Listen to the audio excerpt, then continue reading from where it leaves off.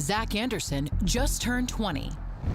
He loves skateboards and computers, but you won't find him crisscrossing his neighborhood or connecting with friends on Facebook. No, Zach's not your typical young guy. What sets him apart? Zach Anderson is a registered sex offender. How hard is it? And I see the actual phrase, a convicted sex offender. Can you believe it? I really just don't think about it. Like when people say it, it's like, I just bypass it. The young man from Elkhart, Indiana, went looking for love online, logging into the popular dating app, Hot or Not. Zach connected with a girl from just over the state line in nearby Michigan. They met up and had consensual sex. She told him she was 17. Truth be told, she was just 14 years old. When did you find out that she was only 14? I found out like 2 weeks after. Just all of a sudden she just, was like, hey, we're in a lot of trouble. The police are looking for you.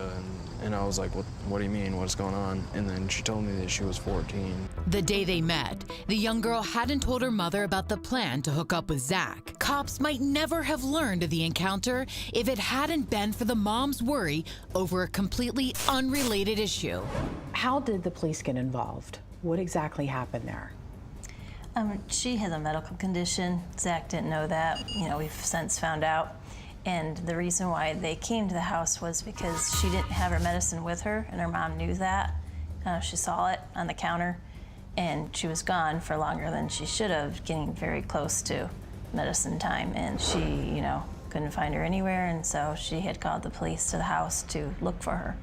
Zach pled guilty to criminal sexual misconduct, sentenced to 90 days in jail and 5 years probation. And he had to register as a sex offender in both Indiana and Michigan. I won't forget him looking at us when they led him away, because he turned his head and it's like his eyes and his face were screaming, help. And you can't, as a parent, there's nothing you can do. Even the young girl and her mother were in disbelief. Court transcripts obtained by Crime Watch Daily indicate the victim appealed to the judge on Zach's behalf. The victim: what do I say? I feel that nothing should happen to Zach. Even her mother asked for leniency. The victim's mother: I don't want him to be a sex offender because he really is not. And I know there's an age difference, and I realize she was inappropriate that night. But the judge came down harshly, saying, you went online, to use a fisherman's expression, trolling for women to meet and have sex with. That seems to be part of our culture now. Meet, hook up, have sex, sayonara. Totally inappropriate behavior. There is no excuse for this whatsoever. It's like my whole life was just stripped away right there. But even worse, as a registered sex offender, Zach's life has been drastically changed forever.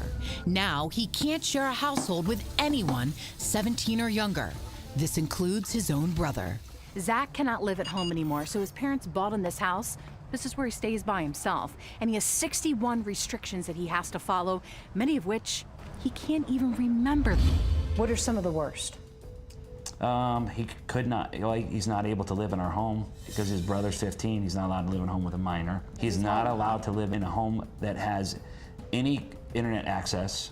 He's not allowed to possess a computer. Or a smartphone. He can't go to a restaurant that serves alcohol, period. Absolutely zero alcohol. But it's those kind of things that people don't realize. You don't think about. 20 states, including Indiana, protect defendants when the victim lies about their age. Michigan does not. Was justice actually served here? Retired Michigan Circuit Judge William Buell, who has presided over dozens of sex offender cases, thinks not. Well, I think the law is dead wrong.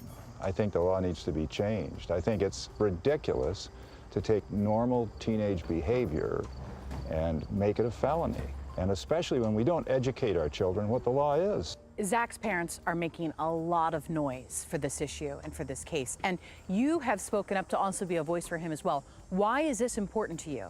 It's just grossly unfair, and it's counterproductive, and as far as I'm concerned, the Michigan Sex Offender Registry is more of a problem than it is a protection.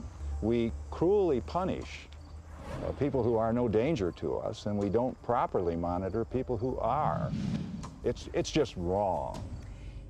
Now, in a major development, attorneys for Anderson got the judge to vacate his sentence. He agreed to remove Zach from the Michigan Sex Offender Registry. Zach will be resentenced October 21st. I don't want to have to be a sex offender, you know. I want to go back to college, get my degree, actually get a career, and then, you know, start a family.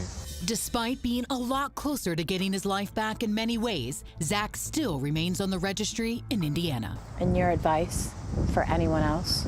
I would say definitely spend more time talking to them in person than you do online or by messaging.